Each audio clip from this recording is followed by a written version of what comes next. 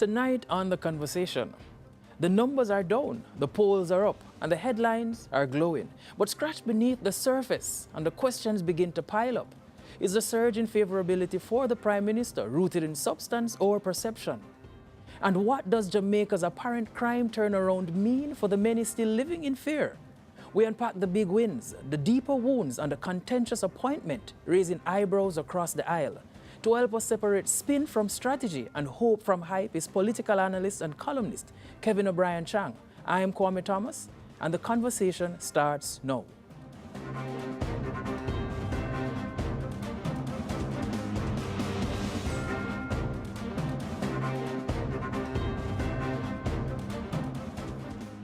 Kevin, great to have you. Thanks for having me. Yeah, man. So let's start with the latest poll that's available to us. You know, Prime Minister's popularity has spiked. He now has a double-digit lead over the opposition leader. Is wholeness being rewarded now for real progress or good PR? Okay, well, I'm a man who believes in data, right? Mm-hmm. So let's look at some of the metrics. Murder since 2015, when wholeness came into power 2016 February, right? Compared 2015 to 2025. Murders are down 46%. So 1,208 murders. Then we're heading below 700 now, right?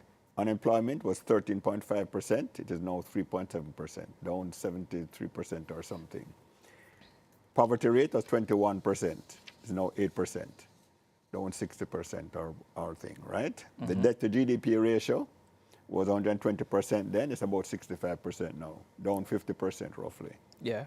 The NIR has gone from 2.9 billion to 5-point-something billion, up 140%.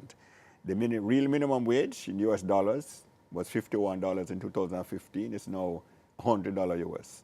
A big landmark for Jamaica, where the lowest rate paid wage is $100 US. So the numbers are there. These are not hype, and these are not my opinions. These are numbers from Statin, the Jamaica Constabulary Force, and the Bank of Jamaica. Hard numbers. And they say it's easy to lie with numbers, it's much easier to lie without them. Mm-hmm. Well, some persons have argued, though, that, you know, all of this is based on the fact that, yeah, crime is down, no, but do you get it that this is a sense of false security or perception versus reality? What should we take from it? Why false security? Less people are being murdered. Simple as that. My odds of being murdered have gone down. Mm-hmm. Anybody in Jamaica. Would you say significantly? Could this... Well, why would you feel... If you see murders have gone down from 1,200 to 700, under 700, 600 and change, why wouldn't you feel safer? When it was going up, if it had gone up from 1,200 to 2,000, what you would say? Lord God, me feel afraid of, right? So what logic would you say that the dropper don't feel safer? By what logic would that be? Well, you know, perception is a hell of a thing, but we'll get to that a little sooner. Well, I can tell you, perception is shifting. I've been talking, yeah. I've walked up on the ground all the time. When it dropped below last year, early this year, below 1,000, yeah. I just talked to the security guard, and then, crime still high, this and that. I woke him up last night. So I go, well, dropping out, I drop the police. When I take out the bad man, them, you know, me feel safer. You sure him say me no know? Like, no. What I'm not too know, you know? No, I'm telling him what me hear, and I'm hearing more and more. People are feeling it, they're feeling safer. And despite what people are saying about the police killings, I am telling you, the more bad man police kill, the happier the populace is. They feel in the 30 years or 40 years, the bad men, the gunmen have held the upper hand. We are running in fear from them. No, they see them running in fear from the police. They're jubilant. And the fact is, Indicom is there. And as Dr. Blake said, we have Indicom on this body and that body and monitoring us. If you say we're killing innocent people, you mean Indicom is not doing their job. Mm. And I tell you, I followed these reports, and nearly all of them, man on bail and murder charge. Is it justifiable? Well, so as I said, it is... They didn't aim to paraphrase a famous statement. It's not angels being killed. Mm.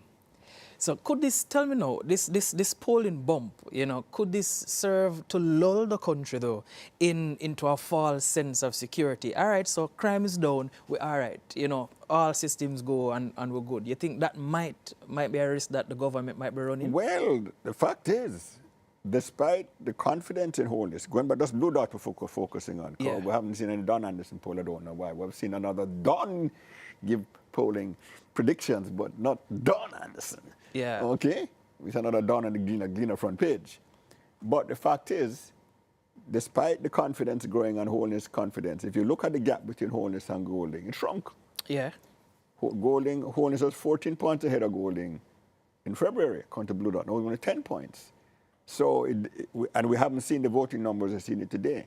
But if you look at that, to me, the actual leader, the JLP, might have shrunk. They had Blue Dot had them at 6 points ahead, 34-28. And if you look on the leadership, the head-to-head, it might have shrunk. So we might have a contradiction here, where, yeah, people feeling better and have trust in Andrew and all that, but yet they might vote the man out. Yeah. Well, that might be voter fatigue, though. That is what I'm thinking. What other reason could there be? We hear the man perform good, we like the man, but we might vote him out. But him still let it too long. Oh, that's a new face. Yeah. So, tired of same face. So we're trying to hammer home the whole idea of the crime stats and the sense of security, though, because I want to know, to what extent, though, does this drop, or is this drop in crime tangible in the lives of the everyday, Jamaicans' perception? I take vox pops all the time, and people say they must feel it. And I tell you why they're feeling it. When the civil society groups came out, there was too much police being killed and demonstration. When the public sees the bad men being killed by the police, they're jubilant. You know why? Because they have no faith in the justice system. They have no faith. They feel these guys, and nearly a huge percentage of these guys who is the police killed, that choose to meet their maker, because some of them have been arrested. Dr. Blake said that. But a lot of them are on bail for murder. On bail for murder, shooting. The public does not trust the justice system because they feel these bad men will get bail, put our back and come kill the witnesses. No, but what shouldn't they be given bail depending on the circumstances surrounding Have you ever seen the British bail law? To get bail if you're on murder charge, you have to prove you're not a physical or emotional danger to anybody out there. Mm-hmm. It is very hard in Britain to get bail if you're on a murder charge. In Jamaica, it seems very easy. That's why the public, I come back to the point, they do not have any trust in the justice system. So when the police kill the criminals, they're happy. Now, I'm not saying it's a good thing. Okay. Because, I mean, it's kind of, police killings can go the wrong way. Exactly, because, it sends the impression now that, it's not guilty, it's not innocent until proven guilty. But I come back to what Dr. Blake said. Indicom is there. Mm-hmm. They're monitoring. If they and the Dr. Blake said, if they shoot at my men are trained not to lose. And remember, more have been arrested than killed. The statistics are there. Yeah. So not every man the police buck up them and kill. But the ones who are choosing to shoot back are being killed. And what are we wanting? We want the police kill or keep us safe. And the other fact I want to mention, the police reputation now is completely transformed. Is it though, or is it transforming? Well, it's transformed and transforming. Look at the Jamaican for Justice. They decide bright self. We're going to protest police killings. You saw the crowd, a bigger crowd came out wearing blue and cussing them off, right? And the police, let me say something here. And I am calling for a day. Teachers' Day is the Wednesday before Mother's Day. Most teachers are female, some men. So it's like honoring the teachers who they come for contributions. I would like to see the Wednesday before Father's Day, National Security Day. Not National Security Day. Like our Teachers' Day, Security Forces Day, where we honor members of the security forces. Remember the police and the soldiers. Listen, say what you will about them. They're the bravest set of people in Jamaica. And again, some women, but mostly men. They give their lives to keep people safe. 37 have died in the last 12 months, right? They pay the ultimate price. We as Jamaica should respect their courage. And I tell you that the image of the police growing up, you know the history of the police. After Morant Bay Rebellion, they were formed, patterned after the Irish Constabulary, not to protect the masses, but to keep them down, that they won't rise up again. The biggest riot in Jamaica between Morant Bay and the 38 rebellion was 1902 in Montego Bay. They got to burn down Montego Bay for police brutality. We grew up with the Babylon and Beastman beat on Babylon. Yeah. You don't hear that anymore. When last have you heard, man, Babylon for dead? It's been a minute. Beastman. You don't hear that talk anymore. It's one of the greatest cultural transformations in the history of Jamaica. We're talking from 67 to now, 180 years, roughly, or whatever, right? Or 660 years of police being seen as down pressers, remember? Yeah. Down pressers. Now they are seen as partners. And why do you think so many bad men are being killed? Because the public is no longer afraid to go to the police and say, this man. In the past, they said the police and were gangsters were in league. Go tell the police, you're going to get killed. That fear is gone. So let's look a little now on the favorability. Back to the favorability digits now. Tell us, we want to move across the aisle. Why has the opposition failed to close this gap, even with crime being what we can call a bipartisan concern, though? Well, some people would say the opposition... Look, the reality of politics generally is, with opposition, they can only chat, right? So we don't know what they can do. So either they go vote in the government or vote out the government. Look at Trinidad recently. They voted back in Kamala, Persad Singer. She was not no great prime minister, but we talk to people. She's not the part people want to say they should shift her out because other younger people were there they wanted in.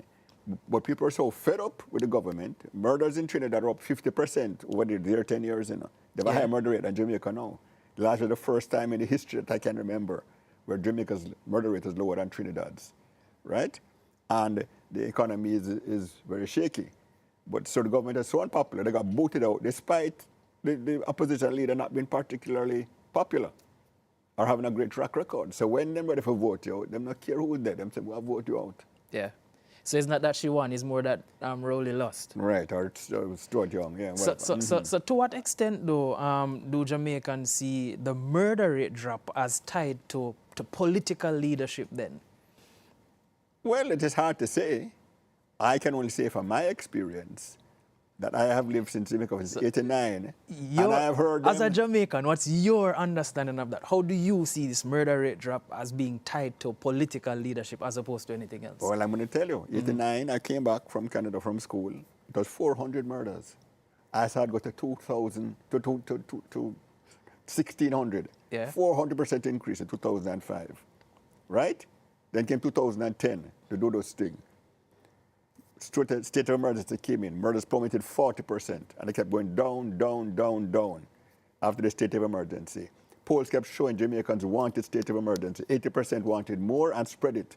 The police and the soldiers and high command, I've talked to them off the record. They said we had this is about 10 years ago, we had a first chance in 40 years to crush crime, crush the gangs. And all this, they ran away from it. I still maintain that Bruce Golding had the guts to reinstate the state of emergency in 2011.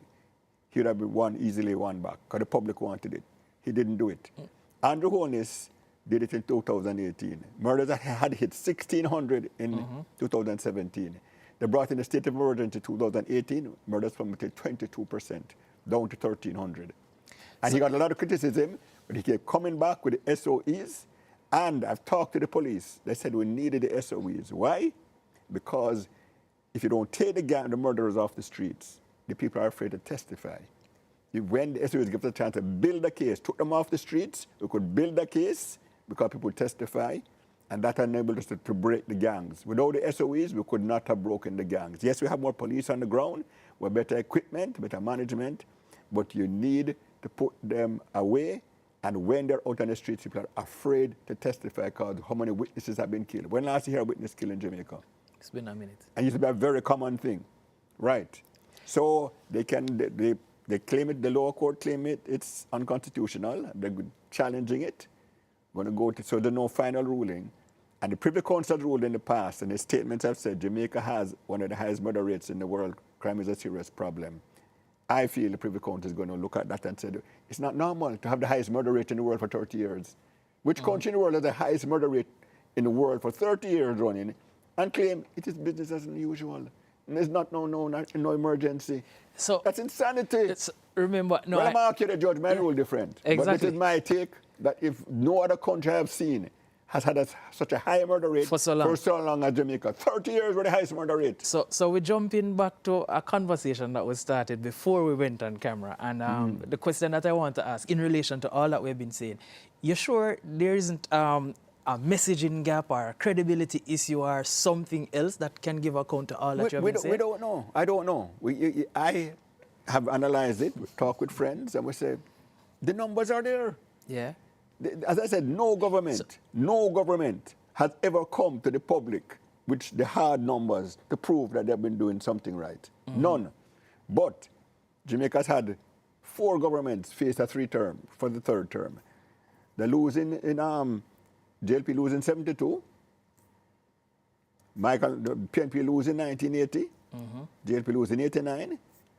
PJ won 3 terms. But if you remember, he won 2 terms by 50 to 7, it was 53 to 7. Yeah. And then the 3rd term, he barely won.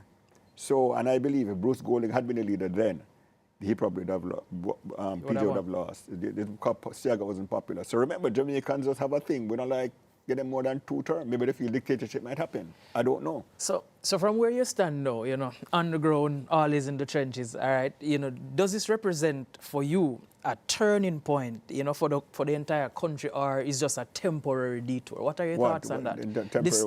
The whole changes that we're seeing, you say crime low. Well, before we started, you described those as the 6 miracles. 6 miracles of Andrew Holness, that Andrew Holness worked. So, I said that, like I said, if somebody had tell me that in February 2016. That these things are possible. Things would happen. I said, no, you're drunk. It can't possibly happen. Every metric is going right in Jamaica. What is going wrong? Right? So it's hard to believe. The achievements are incredible. Some people might say it's incredible that the man might get voted out. My personal feeling is they'll probably have a close lead now, maybe 52-48. But they still might get booted. That's what you're predicting? I'm not predicting not until I see the numbers. My feeling, I'm a numbers man. When I see the Blue Dot poll numbers and the Don Anderson, then you can compare. They post my prediction after that. Last time I predict what the seats, because the lead was big, people say I'm crazy. I believe in the numbers. All right, but my feeling is, talking to people here, talk to 4 people here, so all of them say, yeah, crime down on St. Thomas, but I don't know if I'm going to vote. Wow. As the popularity soars, a controversial appointment threatens to cloud the narrative. Up next, the new head of Jamaica's Financial Intelligence Unit and why some say he's simply not built for the job. More on the conversation will return.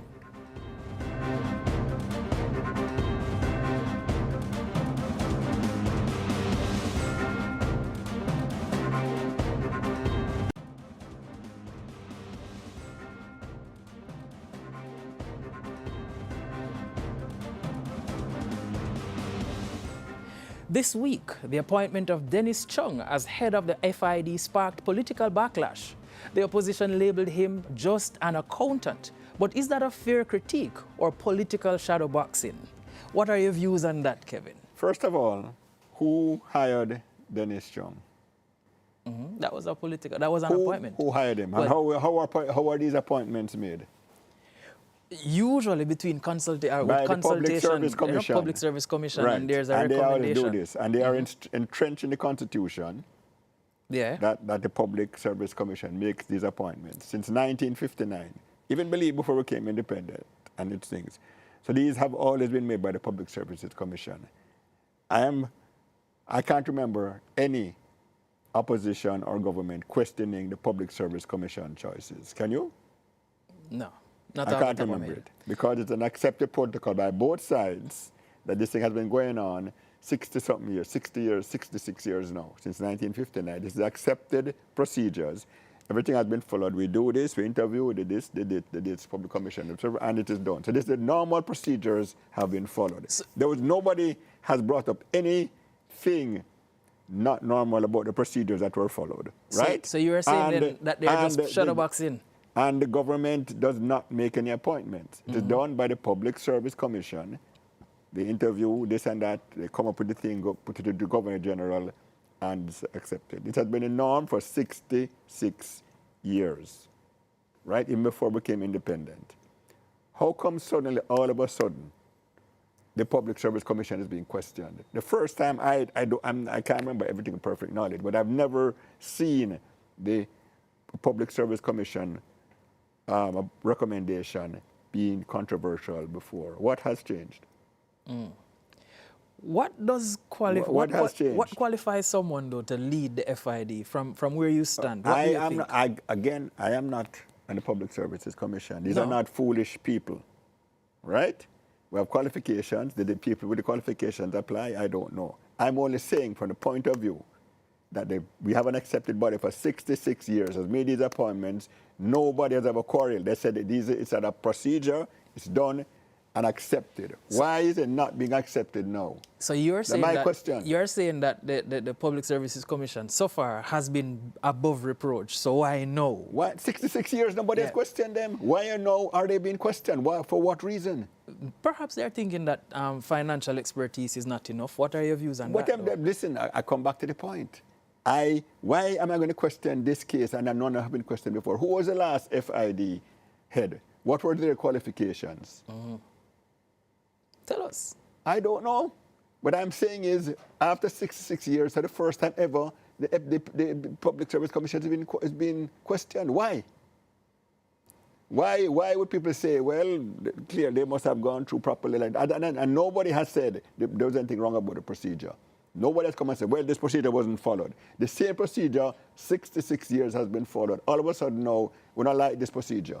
So are you think why? though? Do you think though? Why they don't like this procedure? Do you think though? Are they saying the police they're idiots? Are they biased? No, well, that's the question. Because why the question now? What I want to ask you. Why the question now? You know, are we seeing a trend where the optics are somehow outweighing the suitability or the perception of suitability in public appointments? Do you realize? Let's talk about perception. Can I say? I'm not a lawyer, but maybe some people are threatening to go take demonstrations against the appointment. I don't know if it's possible. It may be illegal, unconstitutional, to incite protests against constitutionally. You're talking chosen about the person. ultimatum that was sent? Well, I'm only saying I'm not a lawyer, but I'd like to hear a lawyer speak on it. This is the Constitution was followed, you know. So you're actually saying, I don't like the full Constitution being followed. That is what you're saying. I'm going to protest against the Constitution being followed. Forget your opinion and all, my opinion. Was the Constitution followed? As far as I know, yes. And I'm protesting against the Constitution being followed. I think there's a larger question at play, though. What's a larger question? I want to say a larger question. Outside of the PSC and all of that, the question that might be there that's being brought to the fore is whether or not an accountant can bring credibility to a war on corruption, so to speak. That might be the case, because you're looking at the role let me ask a question. of the FID. Let me ask a question. Was Dennis Chung the best qualified person to apply for the job? We don't know. Is the Public Service Commission supposed to determine that? Well, they would look at the pool of what? Yeah. That is their job. And they've done it for 66 years. And all of a sudden now people are saying, them don't know what they do. What do you make of the fact that the opposition is actually making the statements that they're making now with the 72-hour ultimatum and all of those different things? And I am not a lawyer, but from you don't what think I it's constitutional? See, all I can say is from what I've seen, the Constitution has been followed. So, and yet some people are saying we don't like the Constitution being followed. And I remember Constitution is there, no matter what your personal opinions, this or that, you have to follow the Constitution. I talked about the SOE. If the SOEs are, Privy Council say SOEs are illegal. We have to accept it, no matter what our personal opinion. I gave my personal opinion before a final ruling. This is the PSC making a state, this is the thing, and it has been followed. So I am supposed to accept the Constitution. If you, as a member of the Jamaica, I have to accept what the Constitution is, no matter what my opinion. Because I like that person, but the Constitution was followed. And if I'm going to say, when I like the Constitution being followed, what am I saying? What am I saying? I want demonstrations against a person chosen by the constitutionally. What am I saying? I'm only raising questions. I'm not a lawyer. Yeah. I'm asking, raising questions. Maybe we should get a lawyer and ask them. Now, hopefully the lawyer can come and Ask a lawyer. and reference it. But then, how does this impact public trust though? Because we're looking at the back and forth in now. How does this impact public trust in the institutions that are tasked, with fighting crimes or financial crimes? There have been thousands of appointments by the PSC. And they have never been questioned. In much more controversial circumstances. In the 70s and 80s, they had civil war almost, right? I can't remember everything, but I don't remember. Certainly the last 35 years, I can't remember. Is this the most critical appointment ever? This is FID. When I talk about, this is a minor appointment. FID, who only believe you hear about FID? And of course, the reason we know why, because Dennis Chang came and said, from what I see, the questions raised about the Prime Minister. And the number of accounts. The number of accounts, 28. Then the people have plenty more accounts than that. That's not a lot of accounts for business people. Yeah. And asking a business person, if you have multiple things and all that, 28 is not much. And they didn't see anything questionable in Andrew Holness's finances. There's nothing questionable. I saw it too. I didn't see anything questionable in it. So you're saying it might be that the fact that Dennis spoke on that. Dennis Chang, they've said it. He gave a personal opinion whether he saw anything wrong with the Prime Minister's financials. He said no. And that is what they're saying. No, he's biased because he said this and he's going to make biased rulings. Now, is it a case where we cannot give honest opinions on things and we're disqualified from any public service? You tell me. I said, is that good for us? Is that a good situation? But then you're seemingly answering the same question that I asked earlier about the whole idea of impacting, because based on the opposition's posture and the message that is being sent, then the possibility exists now that individuals might now begin to question the institutions, So the next appointment with the PSC, let's question it again. And the next one, let's just stop, we don't want no more PSC. So that does erode public trust. When you erode the institutions of a country, So then the question that we have to ask now, you can tell me, even if it's just a yes or no, is the opposition's pushback rooted in real concerns, or is it just politics as usual? I can't speak for the opposition. Remember, you started I can't speak for the opposition. I'm only laying the facts on the table. Give me your opinion. My opinion is the Public Service Commission was made a choice like it has in the past, and nobody can show any that the normal procedure was not followed. So any objection to me, I don't see anything but politics, because I don't see anything where the procedure wasn't followed as before. No, but the only thing against, and there's a statement here, they don't know what they're looking for. They didn't read the things through properly. Yeah. Accusing them of being incompetent. No, that's what they're saying. But read the paper. No, I understand what you're saying. But no, if somebody said they never read the thing through properly, what are they going to say? What is that saying? So it's speaking to their incompetence. That's what you just said. Well, so I'm going back. You made a statement earlier that when the opposition can't do anything besides chat. So I'm literally asking that same question. Do you think now that their pushback, if it's rooted in real concern, or you think it's just a case where they just a chat because they can chat? If they can find that the Public Service Commission did not carry out their due diligence, or biased, bring it forward. And if not? And if the Public Service Commission was at fault, if you have proof they were at fault, come and show us. Things can go wrong, Somebody can write for 66 years and they mess it up. Yeah. So if you have the facts, come show us the facts. So what signal is this appointment? Was there a better qualified person than Dennis Chang there? Well, you asked that question already. Yeah. Right, I don't know. Go on. Right, is what Dennis Chang said, saying I don't say anything being wrong. Held against him? Is that enough to disqualify him from any public position because he gave a private opinion on a matter?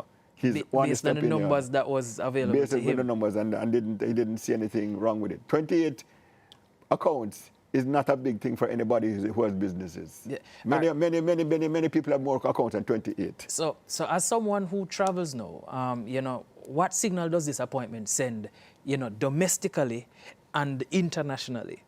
The appointment doesn't send any signal internationally. Procedures are followed. The country has a procedure, they followed it good. That's what people like. Right? I hardly think this will cause cause any international, not even a blip on the radar. I'm talking about international. How can this appointment of Dennis Chang compare with the other news yesterday of the travel advisory being changed? A huge thing for Jamaica, for tourism. We're no longer seen as a level 3 where be careful you travel and all that. We're now on the level of Switzerland and Britain and all these countries, normal country. Yeah. And also the 234 guns, 50,000 rounds of ammunition. 74 of which are rifles. 74 rifles.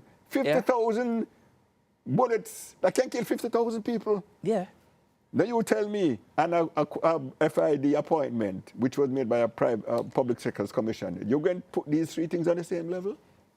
No, but each are important in their own right. Each are important in their own right. Yeah. Everything is important, but which is the most important? 50,000 bullet or someone get appointed by a public service commission doing an appointment for 60 years? No, man, but remember, you know, the FID is there to look at financial crimes. Yes. And there is a correlation between financial crimes and the other forms of crime. But 50,000 bullet is unprecedented in the history of Jamaica. Yeah. So have you ever heard anything like that? If it's 5,000 to do plenty. 50,000 bullets. We soon come back to that. As I said. Don't worry. Anyway, the point is, all I can say is, I am a believer in the Constitution of Jamaica. And if there's proof that the Public Service Commission... They should come forward with it. Come forward with the proof that they did their job wrong. Don't just say them never read the thing through properly. All right, we're going the qualification. Come to show that Dennis, other more qualified people applied than Dennis Chang. And they chose him for whatever reason. But for a man to make a statement, I don't see nothing wrong with this. And then you say, boy, him can't get no more job. All right. That cannot be right. So we continue when we come back. He said, even as institutions shuffle the deck, the government is redrawing the battlefield entirely. The next front in the fight against crime, not guns, but domestic violence. More when we continue. You're watching The Conversation.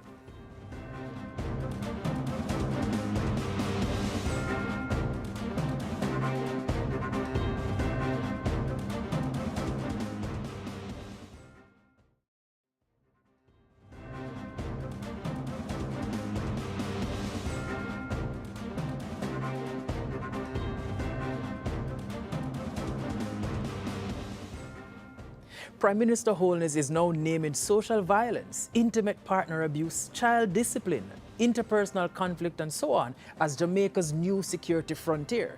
It's a bold reframe, but can it deliver real change? That's the question for you to contemplate, Kevin. I've talked to Owen Ellington a lot. Mm-hmm.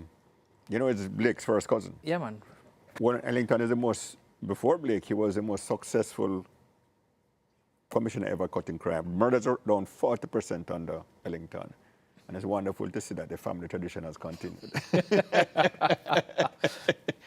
So solving crime is a family business now. Look so. All right. And their first cousin, and not distant, brother and sister. He said to me one, that Jamaica is a low crime country, but a high violence country. And the facts prove that. If you look at the LA Pop study from Vanderbilt University, a low crime, high violence society. Yes, and I'm going to give you the stats. Mm-hmm. The LA Pop Vanderbilt University does a study regularly, a couple of years or so, and they interview countries with the same methodology across Latin America. So the Brazil, Argentina, Panama, Trinidad, Jamaica, 20 countries. Jamaica has, of a country over 1 million people, Jamaica has the lowest crime incidence rate, meaning have you been a victim of crime over the last year? Jamaica has the lowest in Latin America of over 1 million people. How afraid do you feel walking in your area at night? Lowest in Latin America too. That's a perception, yeah. And everybody's perception is in reality. Yeah, yeah. Right? And I remember I saw this, and this is about 10 years ago, I called Mr. Ellington. I said, Ellington, this is really true. I said, boss, we have no reason to doubt it. And I tell you that a Spanish ambassador here, who used to be here, he'd traveled all over. And he said Jamaica is the only country he has served in where he can take his family and drive around without no bodyguard. How much bodyguards do you see in Jamaica by this prominent businessmen? Yeah, not a lot. Not a lot. Do you have any carjackings in Jamaica? You read about plenty carjacking in Jamaica? You read about plenty kidnapping in Jamaica? So we look at crime, but murders now, we had the highest murder rate in the world for 30 years. What does that suggest? Mm-hmm. we're low crime, we're high violence. So what Andrew Holness is saying, what are the causes of the violence? Huh? And he's saying domestic violence, child violence, and it's very plausible. So what he's saying makes eminent sense. So then how radical then is this particular shift, you know? And is, as a society, do you think the country is ready for it? Why wouldn't This shift? Why wouldn't we be ready for less domestic violence and less child brutality? No, man, so remember, you know, If you didn't bring it up traditionally... formally, if you brought it up, when murder was 1600, right? And people in fear of them life, the highest murder rate in the world. If you brought it up then... About that, people say, go ahead, hold this. We want cut crime, what brute force we need, right? Yeah. Now, the bad men are on the So run. now this is being controlled, so you can move on to these other things now. I can move on to the root causes now. I have stopped, in other words, the symptom, the high murders is drop. Let me look at the root causes now. What are the root causes of Jamaicans being violent? We were not always a violent people, by the way. Yeah. Up to 74, we had the same murder rate as Barbados. Long time that's enough, Kevin. Yeah, 50 years ago. Yeah. When we're coming back to this, we're now within range. Because no one here, except probably you, is that age, you know. I know, but still I'm going to show you. People say Jamaica always violent from slave days. It's not true. I'm making that point. Yeah. They say from slave days Jamaica violent. No, the proof is not there, right? Well, Jamaica never had a real hundreds of people killed or dozens of people killed. You know, the highest murder when in one day killed were Morant Bay, back to 8. You know, it's not a lot. So something changed. Something changed to make us act violently. I believe the politics is the root of it. So you're saying that this violence then is a symptom of something else? Yes, exactly. The murder rate is a symptom of something else, and the violence ingrained in society. For example, I always say, people argue all over the world, but Jamaica family have an argument and somebody dead. We're seeing less of it now. And, and the sociologists have always said it. When you have less murders, murder becomes less normalized. So when you argue, it's not so normal anymore to kill the other man. You notice you don't read much for domestic violence anymore? You notice that you haven't seen the causes have dropped. It has been trending down. Because the frequency of murder is less. Less murder front page. Family every day, Lord God. Somebody murdered, family murdered, on the TV and all that. Nowadays, TV is not leaving murders anymore. Well, it might That's a huge social change. It might be that some of the studies that we have seen from Capri and all of those other institutions, they have actually been using some of the recommendations. It might be. But why not? Yes, and it makes sense. So if you get experts to study something, why not take their recommendations? So I'm happy that you spoke about that earlier in terms of the fact that we weren't always a violent society. So the question now is, what are some of the cultural fault lines that you see that must be addressed so that we can root up this whole idea of social violence? Well, as I say, you stop beating them. Right? You stop brutalize them. I mean, some people spare the rod, spoil the child. But you can, a slap is one thing, but brutalizing belt till the child is traumatized, or I'm gonna thump down a woman, and it's accepted as a norm. Sometimes the woman don't accept it. The man not beat me, him love, if not love him not. So you think these are some of the social contributors? That is what Mr. Willis is talking about. You have the one of the woman them. If him not beat me, not love me. So it creates a brutality pattern, and you try to stop this early, and you'll see that it goes on later, where violence is not the first resort, or even the last, where people can settle disputes peacefully. Not where two brothers quarrel over to cook rice and one kill one. I saw it one day in the paper, in the Sunday paper. Two brothers, how to cook rice. An argument start, and one of them kill the other one. Right? So those are the things. And as I said, in other words, it's making Jamaica a normal society. Even with our current murder rate, it's running 24 per 100,000. We're at 60 in 2017. Yeah. Huge drop. But the Latin American rate is still about 16. We're still higher than Latin America, which is the most violent region in the world. The world average is 6.5. And that's where we want to go. We want to be a normal country.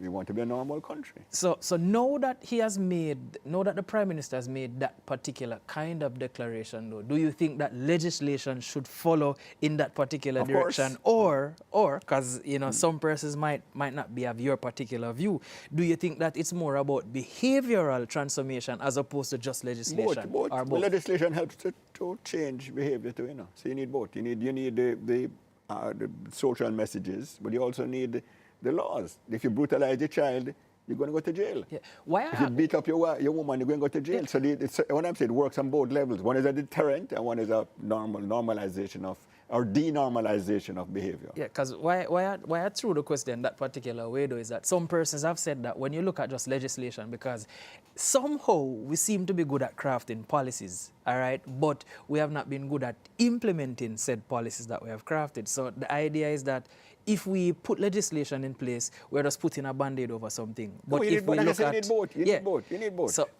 how would that look, though? How would that, not the legislation part of it, the other part of it, how would that look to you? Advertisements that said, don't beat the child. Other countries have done it. You know, correct the child gently. Don't brutalize them. Use negative thing like if you do something wrong, I'm going to take away your tablet and stuff like that. Instead of refer to boy, boy, boy. Or if a man beat up a woman, instead of accepting it as the norm, you jail him. Things like that. All other countries do it. So it is nothing for us to do. And you talk about legislation. Look, since the gunman them, 25 years now for gun possession and bullet possession, right? I believe that are one of the big reasons why a lot of them are choosing to meet their maker. Whenever you have an illegal gun, police catch you, say, right, at 25 years in jail, me look, let me try to fight my way out of it. I don't know, I'm not a gunman, I'm not a psychologist, but it stands to reason to me that might be one of the reasons why so many of the gunmen are as I said, choosing to meet their maker and not their judge. So you think the police and the policy makers that we have, though, you think they're equipped to make or to tackle the domestic and the interpersonal violence? So well, as police, you know, have less murders to deal with. They can deal with the lower level crimes. When people are being killed, people want to stop that and focus on the killing. Yeah. The wife beating, forget that. But no, less murders have time to deal with the wife beating. And I tell you, Dr. Blake told me something when I interviewed him. He said if you have 10 gang members, you'll have 2 lead singers, how he put it, 2 lead singers and 8 backup singers. You take out the 2 lead singers that are 8 man them, that are made able to normal life. And now jobs are freely available. Once upon a time, they would say, well, you take off the gang leaders, what other man them go do? Nothing for go do. No, they have jobs. Anybody, I saw at one time, what motorbike delivery man needed. Yeah. So basically, they're saying if you can ride a motorbike, you can get a job. So you're saying then this seemed to be like a multi-pronged approach because crime is going down. Crime is going down. Jobs are available now. So if you attack that kind of crime, the high violence things, there's going to be enough room or space for them to tackle domestic violence and all of those things. Yes, it's only common sense. The multi-pronged, yes. Because as I said, I'm a policeman. I don't have to fight crime no more. I can deal with the lower level stuff and even the burglaries and robberies and stuff, making the streets safe. And we hear about cameras coming. My dream of Jamaica is I've always been angry about it. I go places like China and Cuba, supposedly oppression, communists. We can walk around free. We come to supposedly free Jamaica. We can't walk around because I'm afraid they're going to get killed. And I've always dreamed of that new Jamaica. Remember that great song last time, I dream of a new Jamaica, land of peace and love? Yeah. I've always dreamed of that. At the time, I always tell people, I'm a one-issue voter ever since. Yeah, man, we know that. We know that. Keep me safe on your vote. And then what? You get the vote. What is the greatest human right? Freedom. The right of innocent people to stay alive. So tell us now. Second one is the right of people to eat. What is the political risk to all that you have been saying? What's the political risk to challenging something that you can see as deeply ingrained social norm? You know, we're softening. Jamaica is getting softer, which is good if you're being honest. But you know, is there a political risk? Because right now, 2 terms in government and voter apathy is setting in. I touch on something which I wonder. How much do Jamaicans want to change? That's the question. The question is... Here's the political risk. That is, I see this current election, you know. Old guard status quo, we're just dreaming of a new Jamaica. Now, do Jamaicans want to change? Are they content with their lifestyle? I don't know. I can't speak for 2 million, 8 million people. Maybe Jamaicans really, we don't want to change too much, you know. And maybe Andrew Holness has changed the country too much. I remember the country boring. It's all about South. I don't know. Jamaica, listen, in the end, as a believer in democracy, it is for the Jamaican people to choose the type of country they want. So you're saying now, while we are talking about crime, we're talking about statistics, and the real issue now, is the battleground has been changed. It has been moving. It's your homes now, your schools now, the relationships, and violence seems to be cultural. There seems to be a cultural component to it, and we're not sure where we can begin. And you're saying that with the voter apathy that's there, you're not sure of the level of risk that's also present. I said, you don't know. I'm going to tell that man said to me. It's the first time I hear you sitting and say you don't know so openly. No, I don't know everything, boss. I give my opinions. I'm not sure about nothing. Man of God. They say, woman can get vexed with me. But a man said to me, the election got close now. I said, but boss, you can all hold this violence down, crime down, poverty down, more job. I said, yeah, but Jamaican voters are a woman, more woman vote than man. Yeah. And the man said, look how much man treat a woman like queen. And then what happens? Still get left. Take another man. No, but the thing is, a lot of females are now going in the direction of Andrew Holness, So they love him, yeah. Yeah, they love him. So you find that too? Yeah, the women love Andrew more than the man. I find that. And I did the stats. The last two elections, roughly 53% of voters were women. Yeah. 47% were men. And the biggest cohort of voters, 18 to 29. It's a myth that young people don't vote. So we're going to our third and final break. And speaking of image, Jamaica just got an international nod of approval. All right? But does this reflect the real experience of everyday Jamaicans or just our visitors? Continue to stay with us. You're watching The Conversation. We'll be right back after these messages.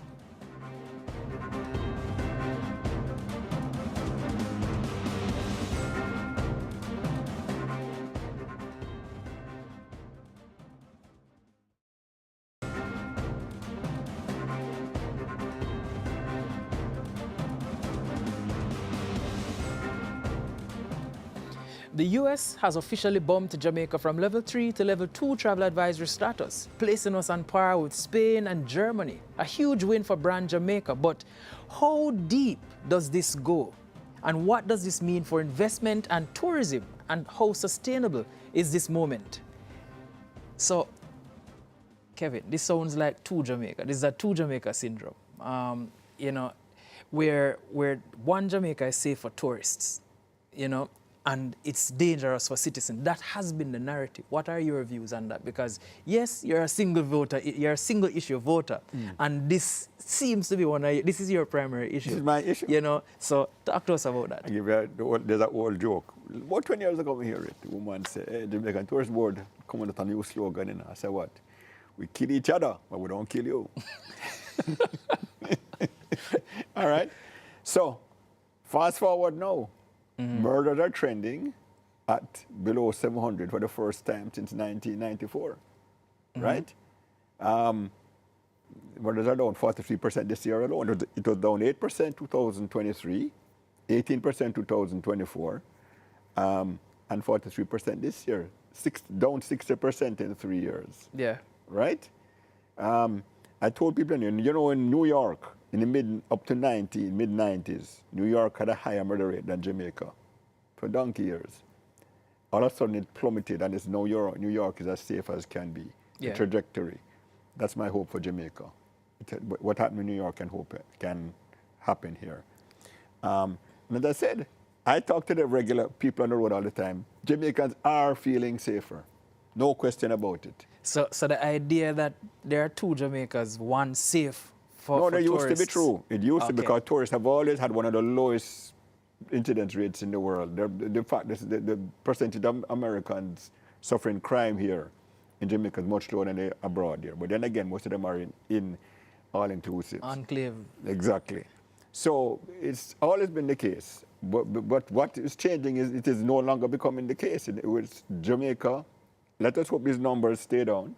No reason they shouldn't. Historically, if you're low at this time in May, you're low till the end of the year. Yeah. So, but if people are bringing in 230 guns and 70 rifles and 50,000 bullets, and this one get catch. Are there any others out there that didn't get catch? No, but remember, you know, right? when the commissioner was talking, though, he was saying that this might be a part of a transnational movement. So, you know, it might just have been that it's coming through our ports to go somewhere else. Boss, we don't want the highest murder rate in the world for how many years? If they only keep back 2,000 bullets in Jamaica, or 2,000 people if dead that. Yeah. So when you have 50,000, it can't be dismissed. And who knows, there are others that have not come in, we didn't catch them. So there's always the threat of people who maybe don't want Jamaica to be safe. I don't know. Right? Yeah. And isn't it incredible that none of our civil society groups have been saying, congratulating the police for this record gun haul, or congratulating... Hold on now. Too early for call that. It might be too early to call that. Or being happy about, what me told to call, 50,000 bullets. The police catch 200 or something gun and 50,000 bullets. You know, congratulate them. Or how about the travel advisory? Thank goodness, let's clap the travel advisory. Murders are down 70% in May. Hooray. Our civil society groups don't celebrate anything positive for Jamaica. I'm always amazed. Are they patriots or not? Anyway, the point is that the tourist people are jubilant about this. Yeah. Right? Because you move from don't go there to, well, you're safe as England and Germany. Right? Oh, this is a huge win. And I tell you something, that a brand guy came down Jamaica, they were consulting him, right? The brand Jamaica. It was in the papers about 3 months ago. And I had to talk to him. He said, by far Jamaica's biggest negative is the violence. Yeah. Not even the crime, the violence. Violence. He said Bahamas has a better brand image than Jamaica. The violence is the #1 thing. Listen, Jamaica, no country our size and our age has the cultural footprint around the world. I said we're the youngest and smallest global cultural superpower. Everybody know about us, but our people value their life. We look nice, but we're not going to get killed off. Now they can come. They can visit the legendary Jamaica, right? With much lower threat of any physical harm coming to them. So let me know now. Let me so understand. they can only be positive. Keep the murder rate down. Yeah, how can we change, and you look like you were beginning to answer that question, how can we turn this diplomatic win into structural change? Well, more tourists will come. More tourists will come, and more tourists mean more dollars, and more dollars mean you can, listen, this police, people talk about one of the reasons for the crime drop is a full complement of police, better, more and improved technology, better police stations. Where the money come from? The debt to GDP ratio plummeted. Instead, all that money is to have to pay back to pay debt. Can we now be invested in other things? Invested in other things, and it's a similar kind of thing. It takes cash to care. With all the good intentions in the world, if you don't have the cash, and with all Andrew Holness accomplishments, you know. Now I say Andrew Holness because I'm never a party man, but I respect a good leader. The GDP is still growing. Remember the 5 and 4? Yeah. Never reach. So he has worked some miracles, but the biggest miracle of all, the GDP growth, we still don't get that. Yeah. But still every year we used to hear the experts say we lose 5% of GDP to crime every year. Yeah. Right? That's going down. We're at 50 per 100,000. Let's use that. 50 per 100,000. Now we are at 25. Right? So that's 2.5%. We're supposed to grow just by cutting the crime. Holness talked about it yesterday. So let us see when the rubber meets the road if that actually happens. If we actually see that translation of cutting the murder rate into GDP growth. And one indication is we're seeing is this travel advisory is the first step. By raising the travel advisory, it will mean more Americans will come here. Logic says if the place is safer, more will come. More will come. And that will add the GDP growth. So that might be the first step. But we wait to see the others. If all this talk actually is proven true, that cutting the crime will mean more GDP growth. But and a higher standard of living for the average Jamaican. Yeah, admittedly, this will have other things to consider because when more tourists come now and the different kinds of crimes that we have, you know, because now scamming is an issue. So that's something that persons have to be considering now. Well, so, if there's more money in the system, less people want to do illegal things, you know. Most human beings don't like to do dangerous, things and they like to live a normal lifestyle. But if I can't make the money legally, I'm going to try to make it illegally. So that you'll have less people going towards that. More people do for gainful employment. That's the logic. So I know that you're not ordinarily a run-of-the-mill social commentator, but do you think that this international recognition that we're talking about, can that be used as leverage for reform in marginalized communities and so on, you think? Well, listen, Trenchtown is probably the most famous ghetto in the world. Trenchtown Rock, right? Bob Marley. Yeah, man, right? I know that. And you think, you know, Brazil has this, favelas, yeah, the ghettos, favelas. and people go there, tourists and all that. So if you can get the tourists coming to visit Trenchtown and other areas, Usain Bolt in with Sherwood content, right? You get tourists come to these places where the locals can eat a food too, as they say, not only big people. That's transformation. Community tourism. Community tourism. And you make it safer, people trek. They'll go there. They will go down Trenchtown if you make it safer and there's no chance of them being hurt. They will, I want to see the great Trenchtown Rock and all them things where it come from. And then the little man will be eating our food too, not only the big man, because that's always one of the great dangers of Jamaica. Historically, the big man has gotten rich and the little man no get nothing. So maybe you can't do that cultural transformation. If Jamaica be safer, people are able to, not only the all-inclusive band can make money, simple as that.